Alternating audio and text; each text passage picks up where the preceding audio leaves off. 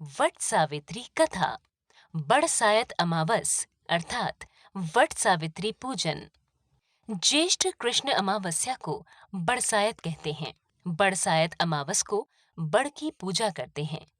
पानी, मौली, रोली, चावल, गुड़, भीगा हुआ चना, फूल, सूत मिलाकर बड़ पर लपेटते हैं और फेरी देते हैं।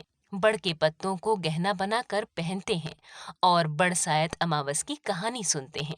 भीगे हुए चनों में रुपए रखकर बायना निकालते हैं, फिर हाथ फेर कर सास के पैर छूकर बायना देते हैं। अगर किसी की बहन बेटी गांव में हो तो उसका भी बायना निकालने के लिए भेजना चाहिए। बड़सायत की कहानी। भद्र देश में अश्वपति नाम का राजा था, जिसके संतान नहीं थी। उसने बड़े बड़े पंडितों को बुलाया और कहा, मेरे संतान नहीं है, इसलिए तुम ऐसा उपाय करो जिससे मेरे संतान हो जाए। पंडित बोले, भाई, संतान तो तुम्हारे एक पुत्री लिखी है, जो 12 वर्ष की आयु में विधवा हो जाएगी। राजा ने कहा, क्या मेरा नाम नहीं रहेगा? बाद में खूब यज्ञ हवन इत्यादि कराए। पंडितों ने कहा, उस लड़की से पार्वती की और बड़सायत अमावस की पूजा कराना। जब सावित्री बड़ी हुई तो उसका विवाह सत्यवान के साथ कर दिया। सावित्री के सास ससुर अंधे थे, वह उनकी बहुत सेवा करती थी और सत्यवान जंगल से लकड़ी तोड़कर लाया करता था और सावित्री को मालूम था कि वह जिस दिन 12 वर्ष की होगी उस दिन उसके पति की मृत्यु हो जाएगी। जिस दिन वह 12 वर्ष की हुई उसी दिन वह अपने पति से हाथ जोड़कर बोली, आज मैं आपके साथ चलूंगी। सत्यवान बोले, तू मेरे साथ चलेगी तो मेरे अंधे माँ बाप की सेवा कौन करेगा?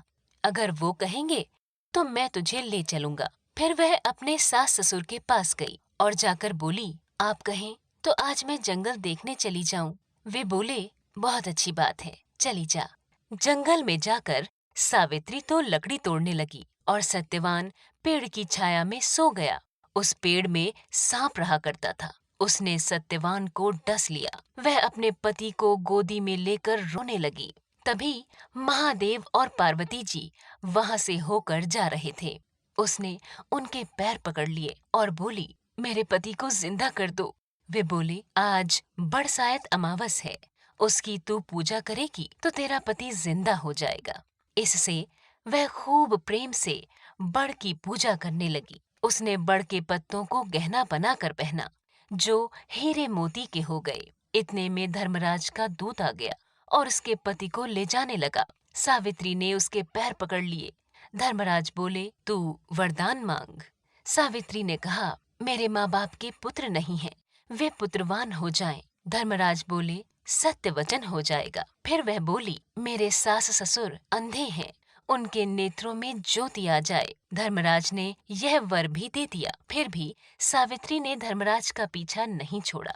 धर्मराज ने कहा, अब तुम्हें और क्या चाहिए? सावित्री बोली, मुझे 100 पुत्र हो जाएं। धर्मराज बोले, तथास्तु। फिर वह सत्यवान को ले जाने लगे।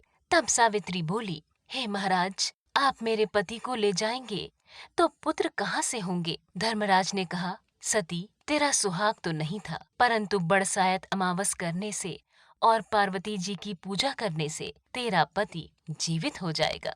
सारी जगह ढिंढोरा पिटवा दिया और कहने लगे कि ज्येष्ठ की अमावस आएगी, तब बड़ की पूजा करना और बड़ के पत्तों को गहना बनाकर पहनना और बायना निकालना। हे महाराज, जैसे बड़सायत अमावस ने सावित्री को सुहाग दिया, उसी प्रकार सबको देना। जो भी इस कहानी को कहता सुनता है, उसकी सब मनोकामना पूर्ण होती है। बड़सायत अमावस को वट सावित्री व्रत और वस अमावस भी कहते हैं।